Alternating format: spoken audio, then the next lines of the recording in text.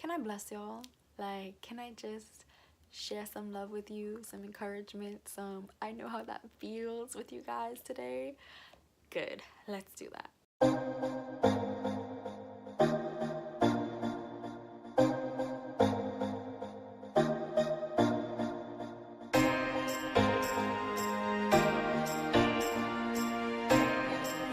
Yes, look it up, look at that.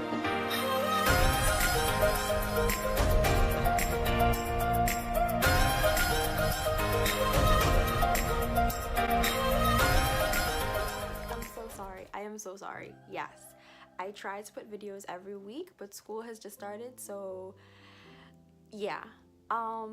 This video is really difficult for me to film, honestly, because it's something that's very special to me and it's something that speaks to my current position in life. So excuse me if I'm looking down or looking around. I'm just trying to gather my thoughts. Today we're just gonna talk about being single, you know, the struggle of it, the beauty of it, and everything in between. So if you are single, if you're struggling, and all of that in between, continue to watch. I think what's really important about this particular video is the fact that in my single season, I've come across a lot of videos that talk about singleness, but honestly, all the ones that I've watched, they were already with somebody. So even though I could respect their story and I could really like learn from their past, it was kind of like frustrating hearing them talk about singleness when they weren't single anymore. And it was kind of like, oh, I love your story, I love your advice, but you're with someone, it's kind of hard to like really relate to you. And so I wanted to come here and talk about singleness because I'm single. I've been single for a while and I don't know how long I'm gonna be single for. I think that one of the main challenges that come with a Christian's faith walk is the fact that we're single, because we're told and we're encouraged to love a God that we can't see, love family and friends, which is great, but there's still that inner desire and almost need for love with a significant other. And it's like, because it's almost like a thirst that we can't seem to satisfy, so it can wear us out a lot, and that can cause problems. That's what makes us delve into relationships that aren't good for us. That's what makes us delve into relationships prematurely, even if the person was good for us. I know what it feels like to go through the day and day grind of submitting your will to God because you know that you truly want His will for your life and trusting that area with Him, but also struggling because you still have desires for partnership and for intimacy and for just that love, just to experience that love. I have really great friends and I always tell them this. I'm like, guys, you guys are amazing. I love hanging out with you, but sometimes I just want to go out with a guy. Like, I just want to go out with a guy. I want to get chocolate and go on Valentine's dates and do really cute things. I want to cook.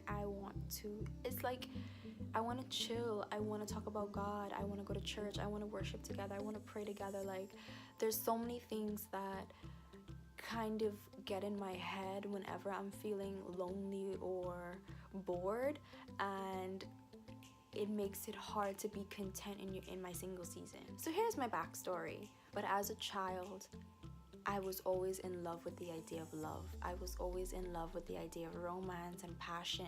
Yeah, I remember that as a kid, I suddenly had this realization that I knew that I wanted a husband. I knew that I wanted to spend the rest of this life with somebody. I remember praying to God and saying, God, you can do whatever you want with me. And I was talking about my purpose. I said, please, you said in the Bible that we can bring our requests before you. So my request is that I won't live this life alone, that I will experience what it is to have true love. And I want to experience that, like having a husband and having a family and growing old and having grandkids. That was the request I made to God. And it wasn't like a trade deal. It wasn't like I was like, okay, you do this and I'll do that. I think my heart's intention was sincerely saying, yes, God, I submit myself to you, but you also say that I can make requests to you. So here's my request. And I think the reason why it was such a pressing matter for me as a kid was because I couldn't see it for myself. And it's not that I couldn't imagine myself married. It was, I couldn't imagine who the guy would be. Like, I couldn't imagine one guy who would love me with all of him and love all of me, and that I would be his girl, like I would be the one girl in the world that he chose to spend the rest of his life with. So as a kid, I did want the true love that I saw in the romantic movies, where the guy would be like this like strong, you know, handsome, you know, hard shell but soft on the inside, and the girl would be like this super like I don't know, goody two shoes, who just changes the guy and makes him all soft, and then they will have like real passionate fights, and then they'll make up afterwards.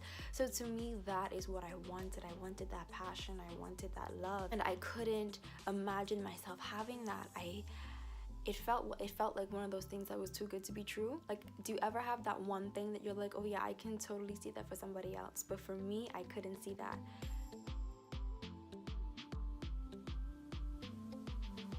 I would say about maybe 5 years or so ago, my idea of love was not like what God gave.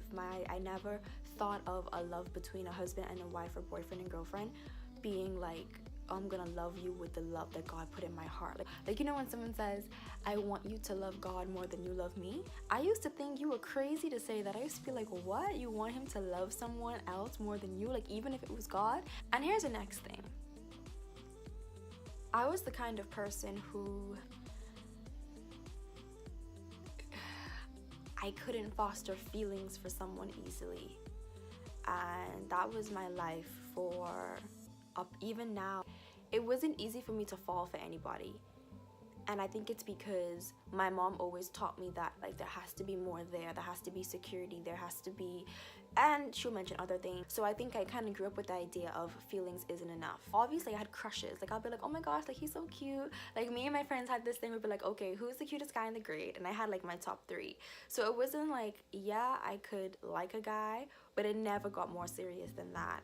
I couldn't imagine myself marrying anybody. I couldn't like look at this guy and be like, oh my gosh, like, oh yeah, you're my everything. And I used to think that something was wrong with me because I would have a lot of people around me get into relationships, and I mean legit go ham. And I know you relate to this, where you would see people posting on social media with the cutest pictures, the cutest captions. You're just like, oh my gosh, they're so in love, and they're posting things like, you're my everything, and this is my ride or die, and it's me and you till the end.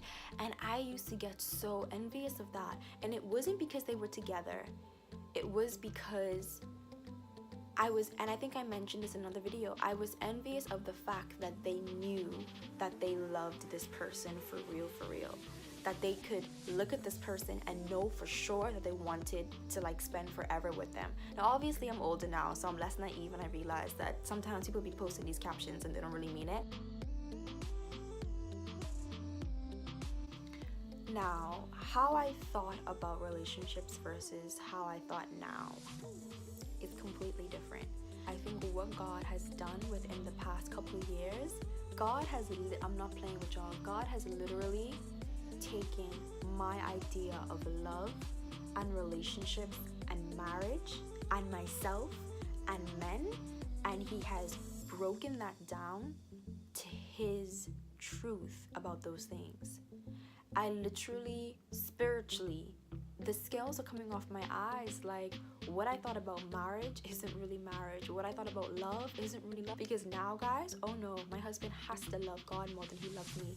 Because if he doesn't, then that means his love is limited. That means his love only extends so far as he extends, and he's a human being. So when he's tired and I want a foot rub, it's gonna be God's love in him to give me that foot rub. You know what I mean? Okay, I have a big question for you.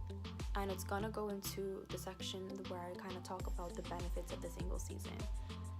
I watched a video where a guy was talking about singleness, and he asked this question to all the ladies in the room. He said, what if he never comes? What if he never came? Would you be content? Would you resent God? And I was stunned because the answer was no. I wouldn't have been content. I would have been like, God, did you not see the requests made like 10 years ago? Could you kind of like reconsider and review the decision? I just remember having the revelation of, if God's not enough for you, why would a man be? God, who is everything, who is all you could ever need, hope for, and imagine. And then a man, limited, human. And then, it's crazy, before I watched that video, I would always hear, like, there and there, oh, you should be whole before marriage, and go into a relationship as a whole person with a whole heart. God is the only one who can make you whole. And I used to kind of be like, I understood it, but I kind of just like brushed it off, hoping it wasn't true. I'd be like, oh, I'm not whole, so I hope like that doesn't apply to me. And it did. And ever since I watched that video, it's as if, how in my last video with Wilning, she said, when you're introduced to God's love, he begins to wean you away from sin. It was like he began to wean me away from my old ideas about love and relationships and marriage and men. Because slowly, gradually, over a course of time, I just started to just question it more and more. Why would I want a man to make me whole? Why does a human being make me whole when God is enough for that? And that is what shook me. Now, if the answer is no for you, then I would say, great. That's the best place to start. Acknowledging the fact that your heart is just not there where you can truly say that God's enough for you. I had to come to that place. I'm still coming to that place where I have to say, God, sometimes it doesn't feel like you're enough for me. Sometimes it doesn't feel. Now, notice I'm saying feel. I know God is enough for me because I've been through a lot of things that involved feelings and left me feeling and knowing that only God can take me through, that only God can heal me and make me whole.